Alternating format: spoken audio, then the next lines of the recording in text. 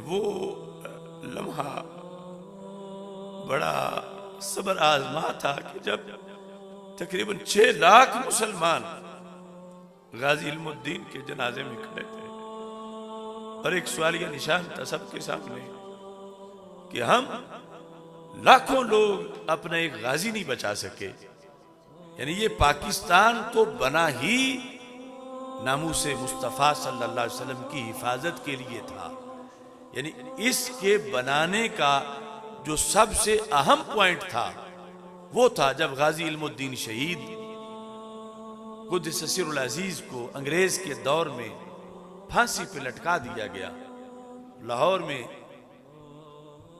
तो फिर इतने बड़े इज्तिमा में दिल इस तरफ फेरे कुदरत ने, सब ने कहा कि बाकी काम फिर बाद में करेंगे, पहले हम अपना देश हासिल करें ताकि हमारे गाजियों को फंदे पे तो कोई न चढ़ाए। ये थी तेजी आई जो तहरीक पाकिस्तान में। और फिर इसके चंद साल बाद पाकिस्तान फिर मर्ज वजूद में आया। बना ही था कि नमूसे मुस्तफ़ा सल्लल्लाहु अलैहि वसल्लम पे पहरा दिया जाए। और फिर जब अडियाला जेल में गाजी मुमताज हुसैन कादरी शहीद को फंदे पे लटका दिया गया तो लियाकत बाग और गिरदोनवा में 60 लाख के करीब खड़े मुसलमान फिर रो रहे थे कि अब तो मुल्क भी अपना था। पहले तो कहते थे कि मुल्क अपना नहीं, अंग्रेज हुक्मरान है। अब तो मुल्क भी अपना था तो गाजी तो हम फिर भी नहीं बचा सके।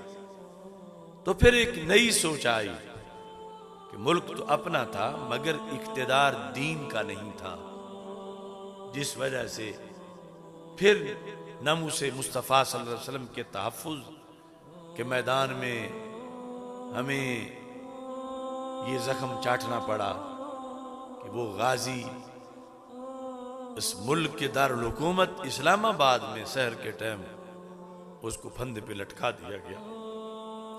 अब इसके अंदर जब इस तरह की हरकतें होती हैं तो उसके असरात फिर आम मुल्कों के मुकाबले में कई गुना ज्यादा मुज़िर होते हैं। यानी एक मुल्क बना मसलन रंग के नाम पर, गोरों का मुल्क, कालों का मुल्क, मशरक वालों का, मगरब वालों का, फलां जिले वालों का, फलां सूबे वालों का, फलां दरिया वालों का, दरिया से आर वालों का, पार वालों का। लेकिन पाकिस्तान तो दुनिया में वाहिद मुल्क है जो ना गोरे की तहरीक पर, क्योंकि ये गोरों के लिए है, ये कालों के लिए है, ये जाटों के लिए है, ये तारणों के लिए है, ये सिंधियों के लिए है, बलोचियों के लिए है, पठानों के लिए है। ये नारा किसी का नहीं था। नारा तो था कि पाकिस्तान का मतलब क्या, ला इलाहा इल्लल्लाह मुहम्मदुर रसूलुल्लाह सल्लल्लाहु अलैहि वसल्लम। तो इतने बड़े मिशन पर मुल्क सिर्फ एक है दुनिया में मजहब के नाम पर। पहली रियासत वो मदीना मुनव्वरा की थी, आज वाली सऊदी रियासत वो नहीं है। शायद तुमने कभी गौर ना किया हो वो क्या बने वहां, तो ये नारा भी कोई नहीं लगा सकता कि सऊदी अरब का मतलब क्या, ला इलाहा इल्लल्लाह।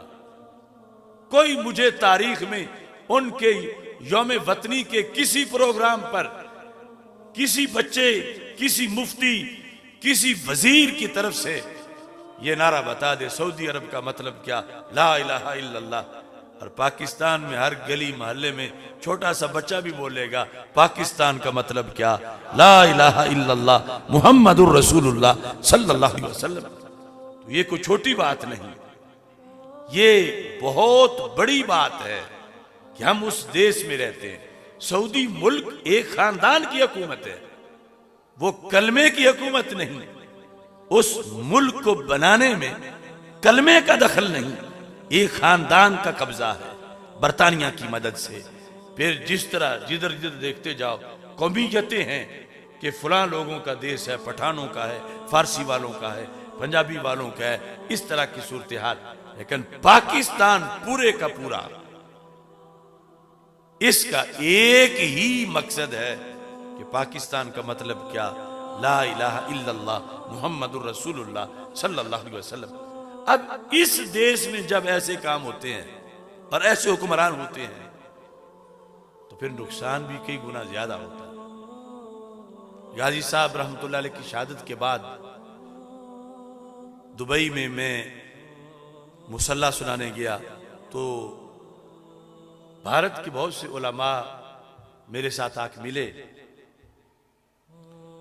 उन्होंने एक वाकया बताया कि हमारे यहां तौहीन रिसालत का एक केस हो गया तो हमने एहतिजाज किया। तो जब हमने एहतिजाज किया तो हुकूमत ने बड़ी सख्ती की हम पर। उसके बाद हमें मुज़ाकरात के लिए बुलाया गया। कहते हैं मुज़ाकरात में हम जब बैठे तो हमारे पास उनकी दलील का कोई जवाब नहीं था। उन्होंने कहा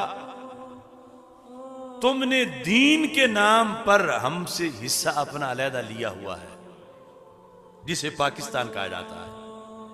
जो तुमने दीन के नाम पर अपना हिस्सा लिया, वहां पर तो नमूस रिसालत का पहरेदार सूली पे लटकाया गया, तो ये तो तुम्हारा हिस्सा ही नहीं।